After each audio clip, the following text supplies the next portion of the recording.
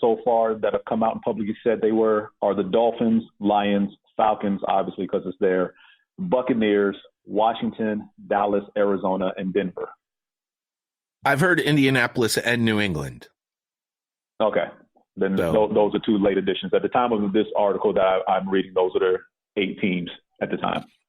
Yeah. So we'll see. Good luck, Colin. I'll put it another way. While I don't believe he's going to play in the NFL, I believe he should have the opportunity to play in the NFL. I wish him all the luck. If he's in the NFL, then that is fantastic. If he's not, though, I will not be surprised.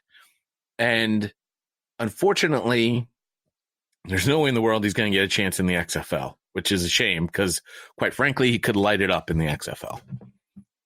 But that's a different story for a different day. Yeah, we'll talk about the XFL in January, February after the Super Bowl. It's not time to talk about that yet. Let's jump into Week 11 of the NFL season. Quickly, before I get into the games, just to go back to the whole Jamora week thing. Overall, in Week 10, despite there only being 13 games on the schedule last week, the NFL teams combined to score 9 defensive touchdowns, which was the most since Week 6 of 2017 when they managed 10 defensive touchdowns. And to further highlight the Jim Mora point, 11 of those 13 games last week were separated by one possession, 8 points or fewer. In 36 games this season, a team has won or tied after trailing in the fourth quarter. It's crazy. We've talked about parity for years in the NFL. We mentioned it. We've been mentioning it for a few years on this particular podcast that it appears that the NFL has achieved parity. This year, though, I think I've said I'm on record as saying if everybody's good, then everybody really sucks. And quite frankly, I don't necessarily think the parity that we're seeing is good football. It's questionable at best. We do have more separation based on the records. Watching certain games on the field, you can tell which teams are good and which teams aren't. There have been some very good games. There have been some very horrible games, i.e. Giants, Jets this past Sunday. But, I mean, as far as parity in the league wanting it, I mean, this is pretty much it. This pretty much is. And it starts. With the exception of the Patriots, every team has had a chance to win every game this season. I mean, aside from a handful of blowouts, and even the Patriots haven't blown out every team it's played. No. So, I mean, games are close when it counts. Well, in this game on Thursday night, the Pittsburgh Steelers 5-4 versus the Cleveland Browns 3-6. The Browns were hoping that their record was going to be the reverse of that this year, but it's the exact same as it was last year at this particular time. Steelers 14th in the power rankings. Browns are 23rd. Browns are favored in this game by 3 points. Mason Rudolph may or may not be the future of the Steelers, but it really doesn't matter because the strength of the Steelers is their defense, which is red hot right now. They have a +13 takeaway giveaway ratio. I'm taking the Steelers, who are winners of 7 of the past 8, and the one that they did not win was a tie last season. Steelers will win on the road on a Thursday night. That's when crazy things happen. James agrees with me. Don does not.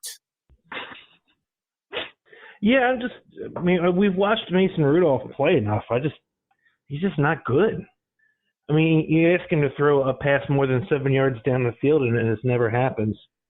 Not that I think the Browns are a good team, because obviously, their record is what it is. But I think, as good as the Steelers' defense has played, I just don't trust, even with James Conner coming back, I don't trust Mason Rudolph to be able to get it done in a divisional game on the road. Am I crazy to think that? No. I don't know. You're not crazy to think that. You may be a little harsh on Mason Rudolph. I don't think he's god-awful. He's okay to get the job done for right now. But, yeah, you're right. He doesn't throw a lot of deep shots. Watching the game against the Rams this past Sunday, it was very telling that he didn't throw the ball. Like you said, I think the deepest pass he threw, air travel yards, was probably 10 or 12. He didn't take any shots when he had them. You got Juju Smith-Schuster and James Washington. out there, and two speed guys, you should be taking more shots than just dinking and dunking the ball, even against the Rams. You just find Jalen Ramsey and attack the guy opposite him. James, what's the injury report on this one? For the Steelers, Benny Snell, Roosevelt Nix, Ryan Switzer are all out, knees, and back, respectively. Anthony Chiquilo, ribs, and Joe Hayden, illness, are questionable for tonight. Oh, the silent killer. It's that time of year, Jay. It is. For the Browns, safety Eric Murray, defensive end Olivier Vernon are both out, knees for both of them. Questionable is Ricky Seals-Jones, a tight end with knees, and tackle Kendall Lamb. He also has knee issues. By the way, we had our first snow bowl last week. Should I be looking at the weather too? I know that there's a deep, Arctic vortex over the entire United States. Yeah, because that Green Bay fourth quarter was awesome. It really was. Now I got to go to the Weather Channel. Cleveland rocks. Cleveland rocks. Just not this year. Let's see here. The forecast in Cleveland is just cold, no precipitation, a low of 27 degrees this evening. Ooh, good hitting weather. Yeah, nice and chilly. We move now to Sunday action.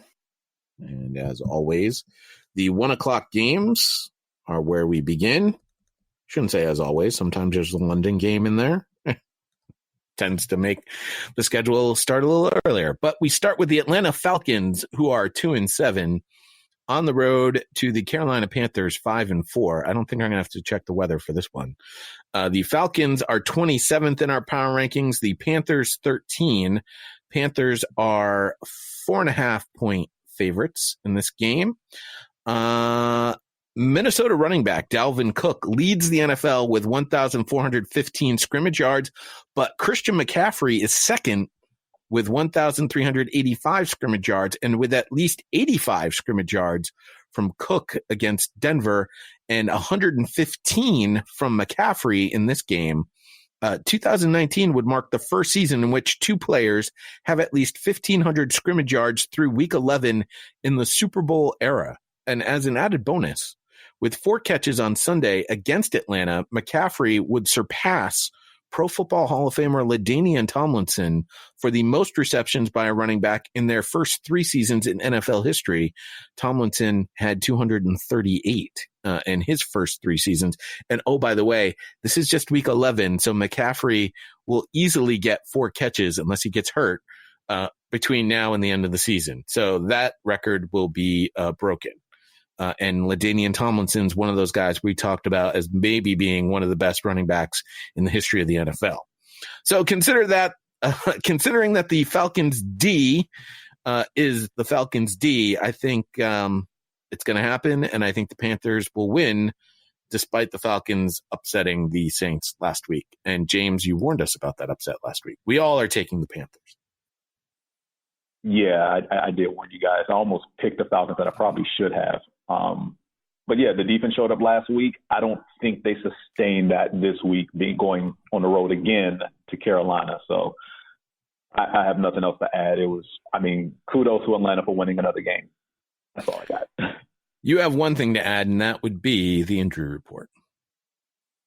Starting with the Falcons, big name showing up. Matt Ryan is questionable. He was held out of practice with his ankle injury. Devontae Freeman is doubtful with his foot. Austin Hooper with his knee is questionable. Desmond Trufant is questionable. And somebody else. Kamal Ishmael, safety, is in a concussion protocol. Luke Stocker, the backup tight end, it was limited with a knee injury. For the Panthers, Christian McCaffrey didn't practice due to a foot injury. I'm not worried. Yeah.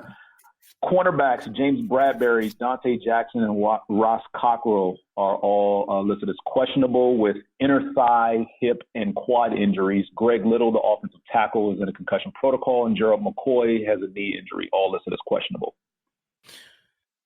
Sunday, mostly sunny, 53 degrees in Charlotte, North Carolina. So not worried about weather there. MJ writes in about his Dirty Birds. saying that they played well last week. As a matter of fact, they played their best game of football this season, and hopefully they'll keep that energy as they head into the game. Change made to the defense on the coaching side, as well as putting Beasley and Tack on different sides, provided some great pass rushing. If the defense plays this week like they did last week, we will see win number 3.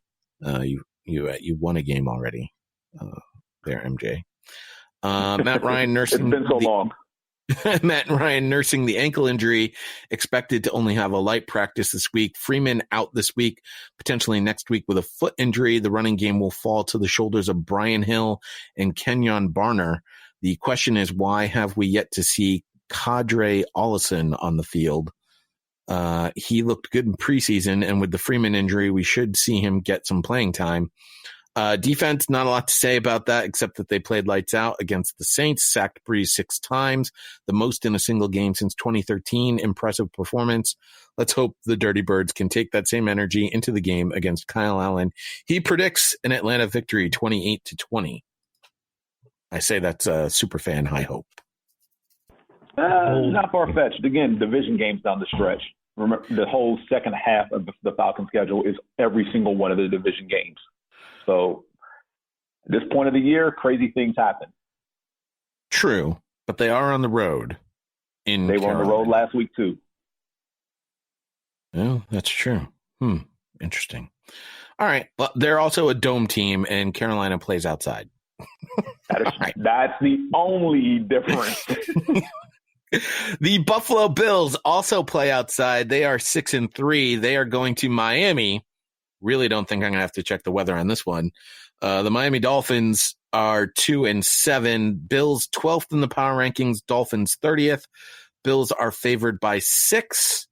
I don't know what has happened to either of these two teams. The Bills are losing when they should be winning. Dolphins are winning when they're supposed to be losing. I say Freaky Friday stops here and the Bills win. We all agree. Don, did you have anything that you wanted to add to that?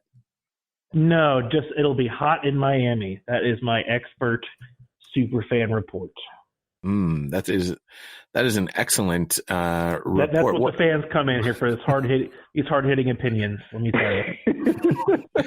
What is the injury report for the Buffalo Bills? Because as we have mentioned, we do not care about the injuries on the Miami Dolphins. I don't have anything on the Buffalo Bills as far as the injury report. They're not listening. Oh. they are basically healthy. Partly cloudy and 76 is the weather for Miami on Sunday. I will mention that Ron, one of our Dolphin super fans, is predicting this to be a W for the Fins. Oh boy, they got to stop winning. They're going to end up with a horrible option at quarterback, or they're going to get Colin Kaepernick. That's really their only choice. If they win another game, they better go sign Colin Kaepernick because they're not going to get a quarterback if they don't.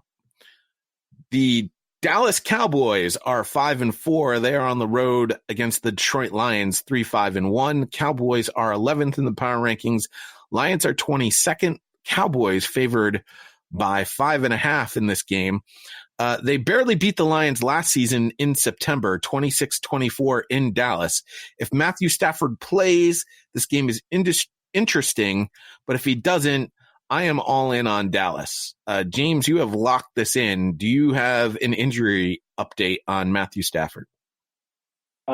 Starting with Detroit, let's see here. Stafford is, last I saw, he was week to week. He's questionable for Sunday. He didn't practice this week.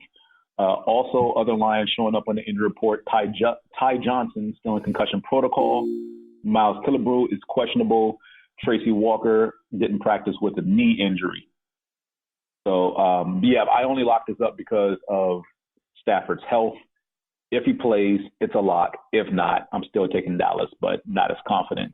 For the Cowboys, injuries are Amari Cooper with a knee, Lionel Collins, Zach Martin, DeMarcus Lawrence, and C.J. Goodwin, cornerback, are all showing up in the injury report this week as well. Josh writes in, he's our Lions super fan. This team, my God, we were one play away from beating Kansas City, one fixed game away from beating Green Bay and taking over first in the division. That was